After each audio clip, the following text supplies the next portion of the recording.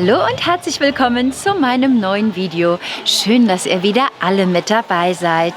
Das barocke Märchenschloss Lichtenwalde liegt in dem Landkreis Mittelsachsen.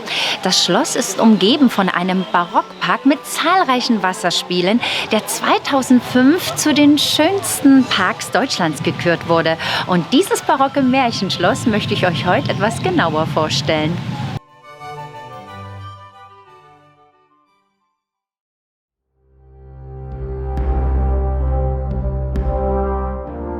Um 1230 entstand am Ufer der Zschopau eine Burganlage.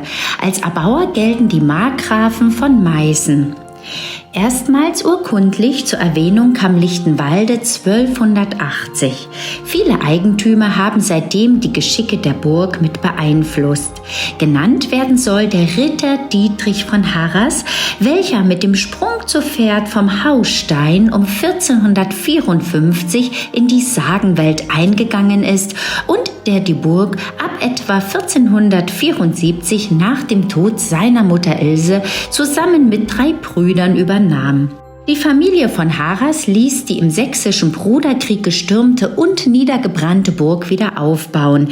Die Vorburg erhielt bereits Schlosscharakter. Mit dem Tod des letzten Harras fiel 1561 der Lehnbesitz an den Kurfürsten zurück. Das Amt Lichtenwalde entstand mit den 13 dazugehörigen Ortschaften.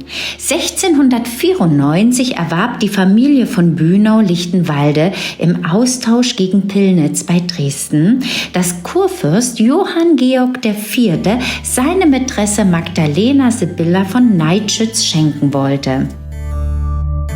1719 ersteigerte Jakob Heinrich Graf von Flemming den verschuldeten Besitz von den Bünaus.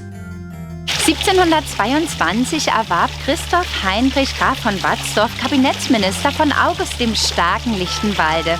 In den Folgejahren wurde das spätbarocke Schloss errichtet.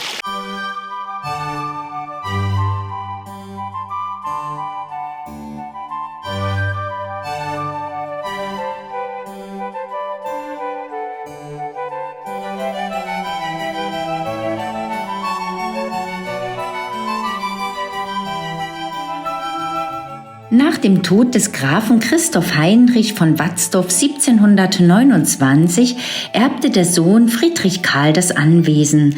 In seiner Zeit wurde mit der Anlage des spätbarocken Gartens begonnen.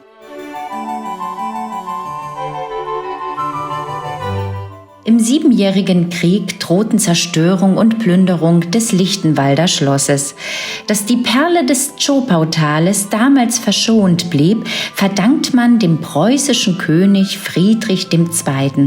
Auf Bitten des Schlossherrn Friedrich Karl Graf von Watzdorf, dem Initiator des Lichtenwalder Schlossgartens, unterzeichnete Friedrich der Große am 18. März 1761 im Schloss eine Order, die das Haus, die darin enthaltenen Kunstsammlungen und die gesamte Herrschaft unter seinen persönlichen Schutz stellte.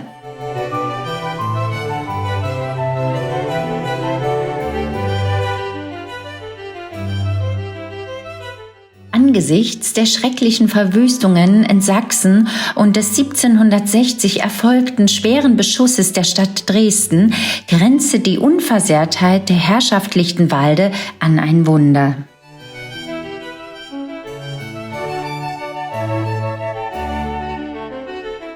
Als Watzdorf ohne Nachkommen starb, begründete Karls Witwe Henriette, geborene Vitzthum von Eckstedt, später ein Majorat zugunsten ihres jüngsten Bruders Ludwig Siegfried und seiner männlichen Nachfahren. Er übernahm nach ihrem Ableben 1772 den Besitz.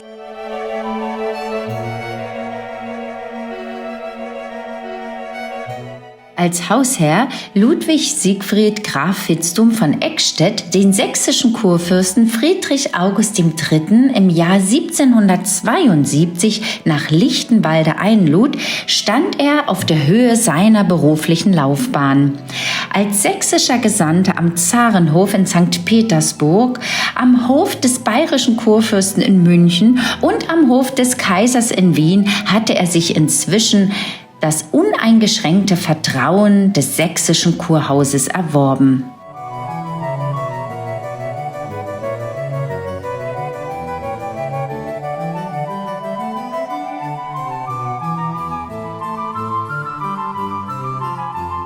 Künstlerisches Herzstück des Schlosses war das links vom roten Salon platzierte chinesische Zimmer, ein hervorragendes Beispiel der China-Mode des 18. Jahrhunderts. Bauherr Christoph Heinrich Graf von Watzdorf ließ den Raum mit einer Holzvertäfelung ausstatten, in deren Füllungsfelder kolorierte Holzschnitte und Tuschzeichnungen aus China eingesetzt wurden. Sie stammen aus der Zeit um 1700. Insgesamt 119 hölzerne Konsolen mit Blütengirlanden aus einer bemalten Modelliermasse trugen kostbare Porzellane. Beherzten Helfern ist es zu verdanken, dass die Vertäfelung in der Brandnacht des Jahres 1905 vor der Zerstörung gerettet werden konnte. Beim Wiederaufbau des chinesischen Zimmers durch Architekt Fröhlich flossen auch eigene gestalterische Interpretationen ein. Fröhlich entwarf auch eine Stuckdecke, an der sich chinesische Motive mit Rokoko-Elementen mischen. Schlossherr Otto Friedrich III. Graf Vitzthum von Eckstedt widmete das neue chinesische Zimmer vornehmlich seiner Leidenschaft, dem Sammeln von Meißner Porzellan.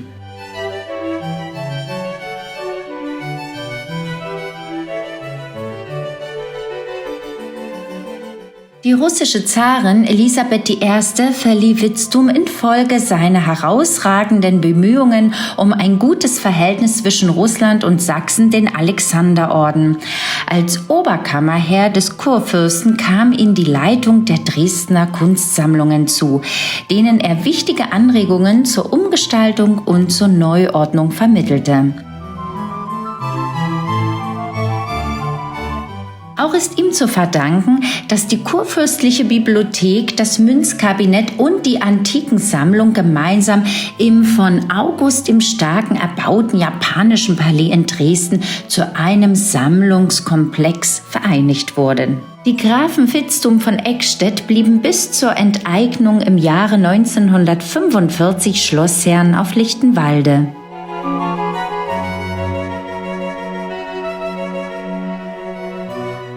Architekt Fröhlich entwarf 1905 einen völlig neuen Saal mit gewölbter Stuckdecke, der einen wunderbaren Blick in den davor liegenden Garten erlaubt.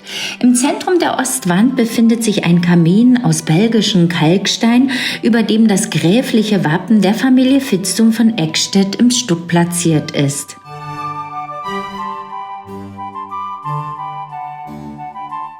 Heute dient die umfassend sanierte Bibliothek als Trausaal und Veranstaltungsstätte.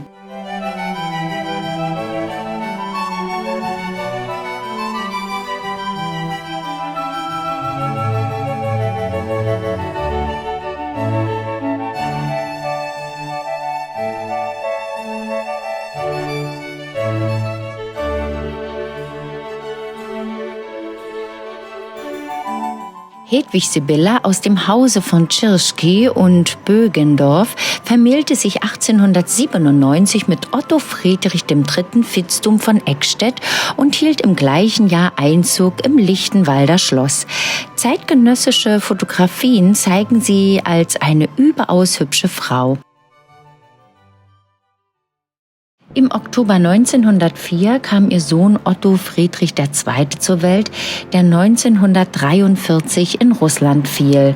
Gräfin Hedwig Sibylla, die nach dem Tod ihres Mannes 1936 allein die Verwaltung und Koordinierung des Schlosses und der Güter übernahm, musste mit 82 Jahren die Vertreibung aus ihrem eigenen Heim erleben. Sie, die zahlreiche Kriegsflüchtlinge und Obdachlose im Schloss aufgenommen hatte, wurde auf Befehl der russischen Kommandantur am 13. Juli 1945 aus dem Haus verwiesen.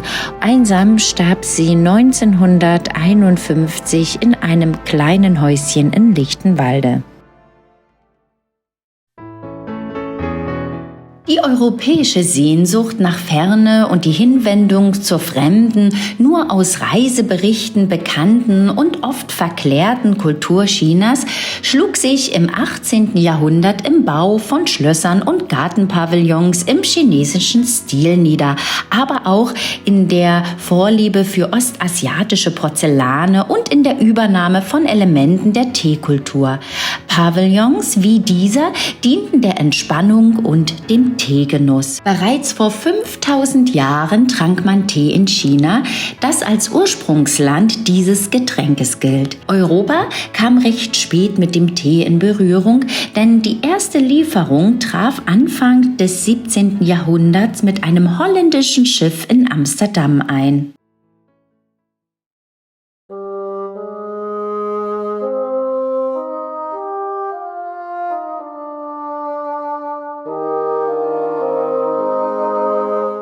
Der Großteil der Einbauten in der Kapelle des Schlosses Lichtenwalde stammt aus der Zeit des Barocks. Dazu gehören die Galerien, die Architekturmalereien, die Donati-Orgel und der Altar mit seinen Altarfiguren Moses und Johannes sowie den beiden Engeln mit all deren Vergoldungen. Das mit der Restaurierung in dem Altar neu eingefügte Bild, eine Christusdarstellung aus dem 17. Jahrhundert, stammt aus der Sammlung vom Chemnitzer Kunstsammler Georg Brühl. Die Kanzlei präsentiert eine Kombination eines hölzernen Krunkörpers aus dem 18. Jahrhundert mit den Gemälden der 4 Evangelisten und Jesus von Christoph Wenzel aus dem 21. Jahrhundert. Man findet aber im Kirchenschiff auch noch Elemente aus der spätromanischen Entstehungszeit der ersten Burg sowie aus gotischen Zeiten.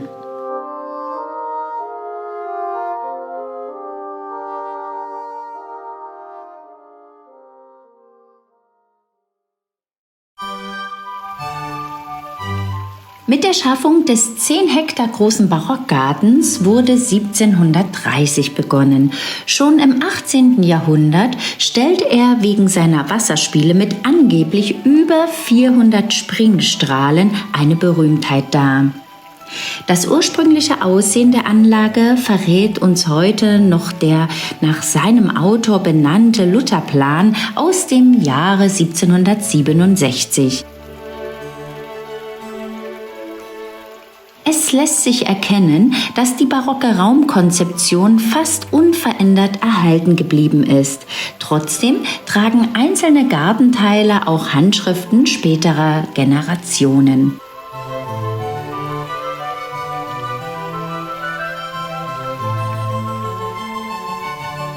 Fontänenbecken, verschachtelte Wegesysteme, Terrassen und Treppenanlagen sowie zahlreiche Skulpturen bilden bis heute einen kleinteiligen, in sich geschlossenen Garten, der durch imposante Ausblicke in die weite, liebliche Landschaft des tief eingeschnittenen Zschopau-Tales spektakulär gesteigert wurde.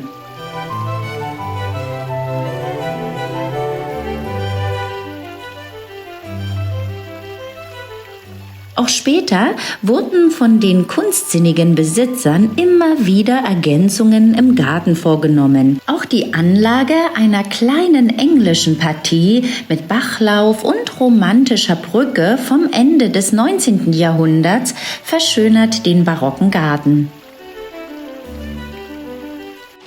Mit diesem wunderschönen Hintergrund möchte ich mich dann ganz herzlich von euch verabschieden. Ihr habt nun einen interessanten Einblick in die Schlossgeschichte erhalten. Hat euch das Video gefallen, dann würde ich mich natürlich wieder sehr über einen Daumen hoch freuen. Und wollt ihr nie wieder ein wunderschönes Schlösser- und Burgenvideo verpassen, dann abonniert am besten gleich den Kanal. Ich sage dann schon einmal Tschüss und auf Wiedersehen, bis zum nächsten Mal. Tschüss!